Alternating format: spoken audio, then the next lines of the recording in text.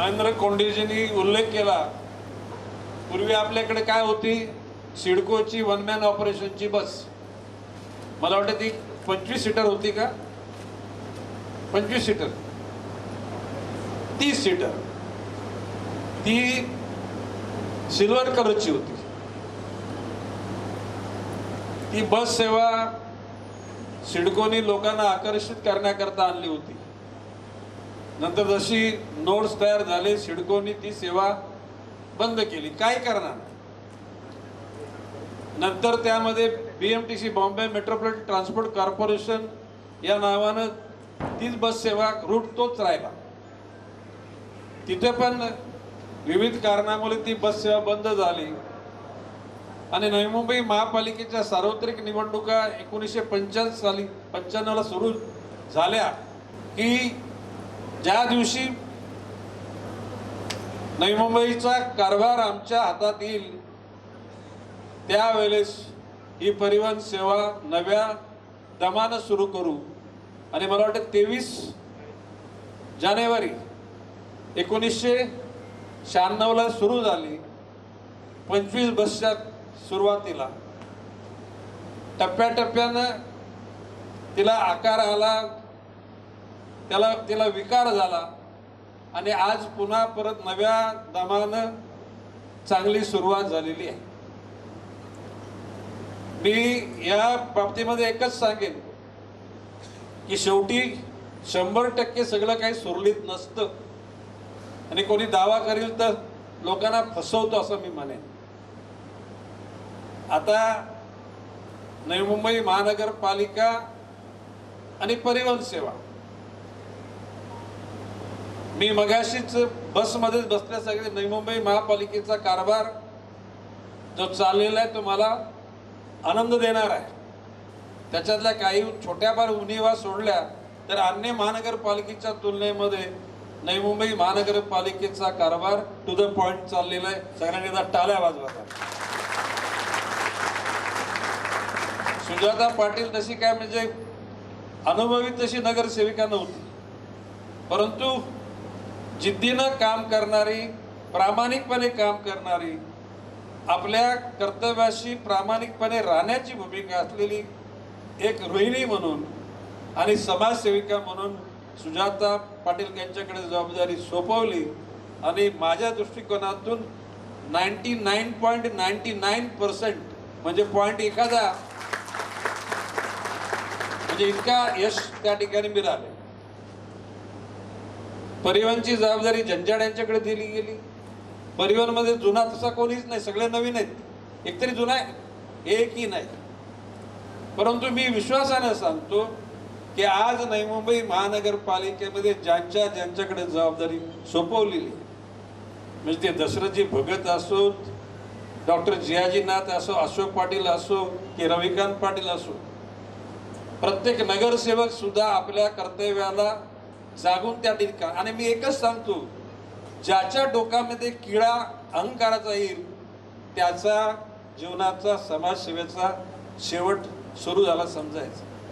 जितके विनम्र राहाल, जितकी तुमची भाषा ओजस्वी असेल, जितकी सहनशीलता तुमच्यामध्ये असेल, तेवढा तुमचा समाजसेवेचा कार्यकाल हा पुढे जाणार आहे.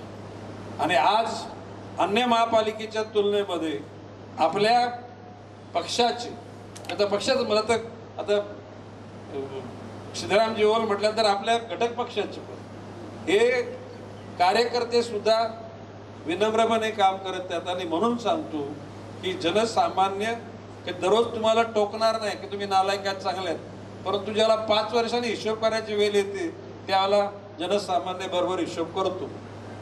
आता कारण राजकारणाचा विषय काढायची ती वेळ नव्हती, परंतु मी एकच सांगेन की नवी मुंबईमध्ये आपली सत्ता येणं दुरापास्त होतं, दुरापास्त. 10% सुद्धा शक्यता तिथे ठेवली नव्हती. परंतु नवी मुंबईच्या सुजाण जनतेनं, ज्याच्यामध्ये हिंदू आहेत, मुसलमान, बौद्ध, ख्रिश्चन, जैन, शीख या सर्व धर्मियांनी त्या ठिकाणी आपल्या भवितव्याच्या अनुषंगानं कसल्याही प्रभावाचा विचार न करता योग्य नेतृत्वाला साथ दिली आणि तुम्ही लोक निवडून आलात, त्याबद्दल जनतेचे त्यावेळेला सुद्धा मी आभार मानले, आज सुद्धा मानतो.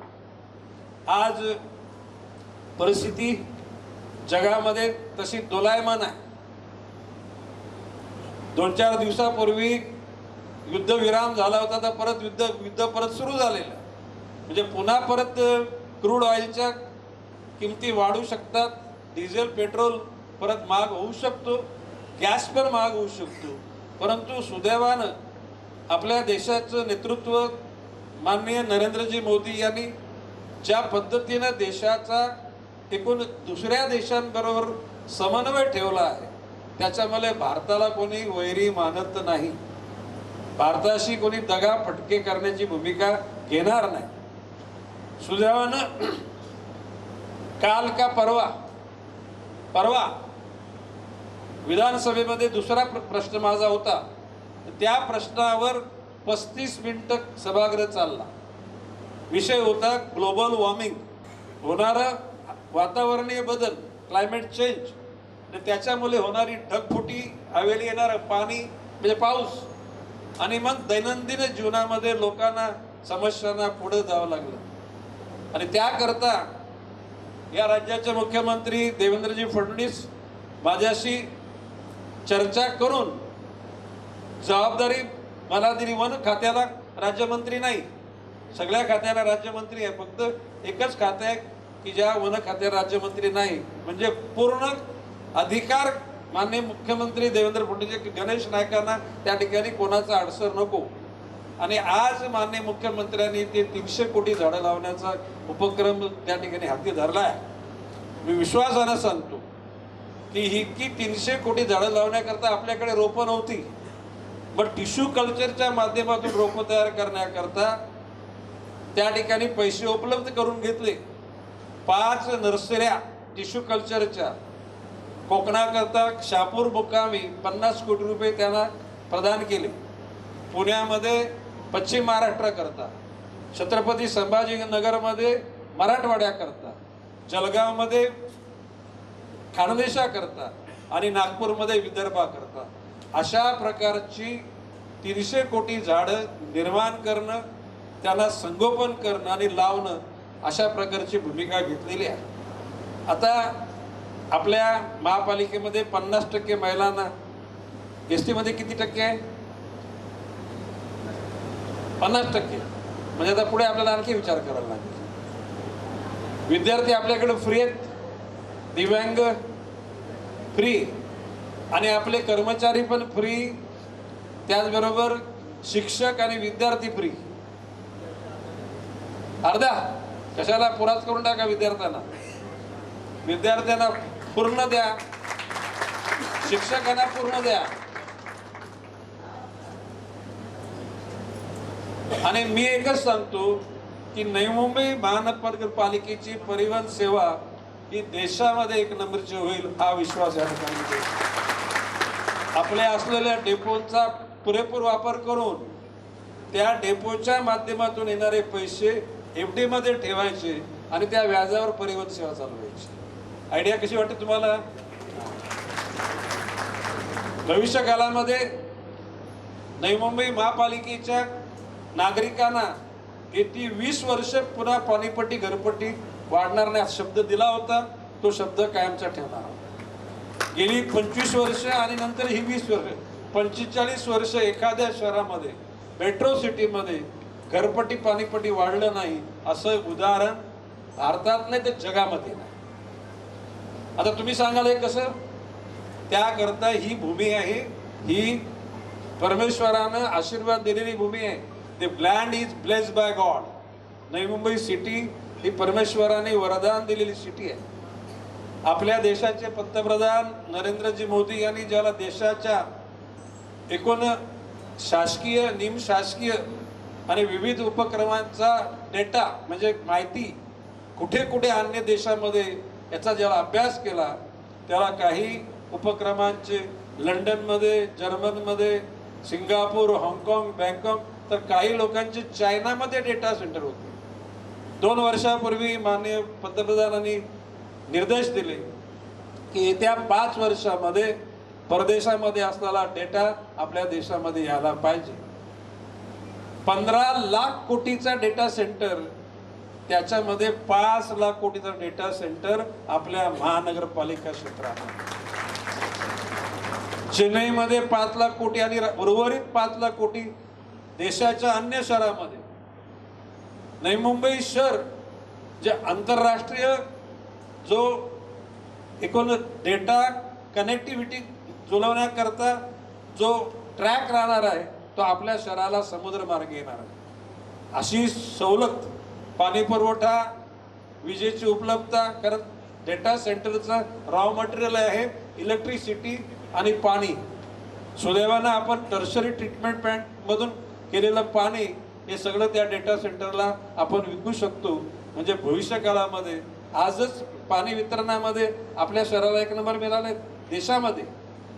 आता ह्या 450 MLD पाण्यावर काय तर ज्या मल्टी स्टोरेज बिल्डिंग होत्या त्याचं काम भागणार नाही म्हणून माननीय मुख्यमंत्री देवेंद्र फडणवीस यांना सांगितल्यानंतर त्यांनी स्पेशल मीटिंग बोलवली आणि त्या मीटिंगमध्ये आपल्या शहराकरता 500 MLD पाणी राखून ठेवण्यात. 2000 MLD कर्जत तालुक्यामध्ये जे 2 धरणं होणार आहेत ते 1500 MLD अन्य सर्व शहराकरता, कर्जत, खालापूर, पनवेल, बदलापूर, अंबरनाथ, उल्हासनगर, कल्याण, डोंबिवली, त्याच्यातला 1/4 पार्ट हा नवी मुंबई महापालिका करते. म्हणजे नवी मुंबईतल्या नागरिकांना 2050 पर्यंत कधी पाण्याकरता वनवन करायची गरज भासणार नाही.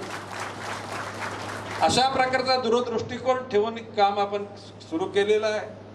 भविष्य काळामध्ये आता राजकीय वातावरण सुद्धा बदलायला लागलेलं आहे. सगळेजण एकमेका सहाय्य करू, अवघे धरू सुपंत, अशा प्रकारची भूमिका निर्माण होऊ लागलेली आहे. कारण का तुम्ही हसता? मी काय चुकीचं बोलतो? एकमेका सहाय्य करू, अवघे धरू सुपंत ही साधू संतांनी उच्चारलेली वाणी आहे. आणि माझं म्हणणं एकच आहे की भविष्य काळामध्ये द्वेषाने समाज जीवन, राजकीय जीवन कोणाचंच चांगलं होणार. आणि म्हणून विरोधक आपले शत्रू नाहीत. विरोधकांनी योग्य गोष्टी सांगितल्या पाहिजेत, योग्य सूचना केल्या पाहिजेत आणि त्या सूचनांचा आदर सुद्धा आपण केला पाहिजे आणि तो करावा. मी आज या ठिकाणी ह्या 150 बसेस येऊ घातलेल्या आहेत. मी मगाशी म्हटलं की भविष्य काळामध्ये पेट्रोल, डिझेल, गॅस सुद्धा जाळणं गुन्हा होणार आहे. आणखी 25 वर्षानंतर जगाच्या पाठीवर गॅस जाळणं सुद्धा, कागद जाळणं, लाकूड जाळणं. महानगर गैस के भाइयों, आप जरा आपका भी जरा डाइवर्सिफिकेशन करने की बात करो. जो हमारे ऑयल इंडस्ट्री में हमारे दोस्त थे उनको बोला कि यार अभी ऑयल चलने वाला नहीं क्योंकि आगे चल के ईवी व्हीकल आने वाला है, तो उन्होंने वो बैटरी का भी उपलब्ध किया. और आज के तारीख में भविष्य काल इलेक्ट्रिकल व्हीकल रहेगा. इसे नीड ऑफ द टाइम, कालाची गरज म्हटली जाते. आणि मी विश्वासानं सांगतो की 7,000 रुपये वाढण्यात काय मेहरबानी नाही केली.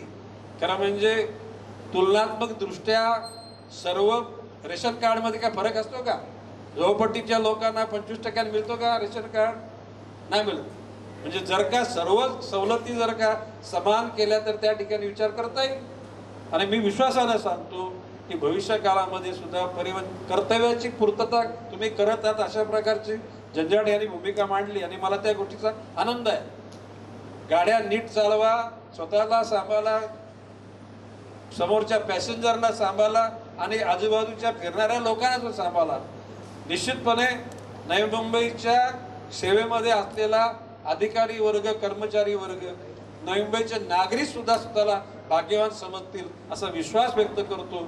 आणि मला या उपक्रमाच्या उद्घाटनाला तुम्ही बोलवल्याबद्दल तुम्हाला सगळ्यांना धन्यवाद देतो. जय हिंद, जय महाराष्ट्र. लेटेस्ट अपडेट्स और ताजा तरीन खबरों के लिए TV1 इंडिया लाइव को सब्सक्राइब कीजिए और नोटिफिकेशन पाने के लिए बेल आइकॉन को दबाना मत भूलिए.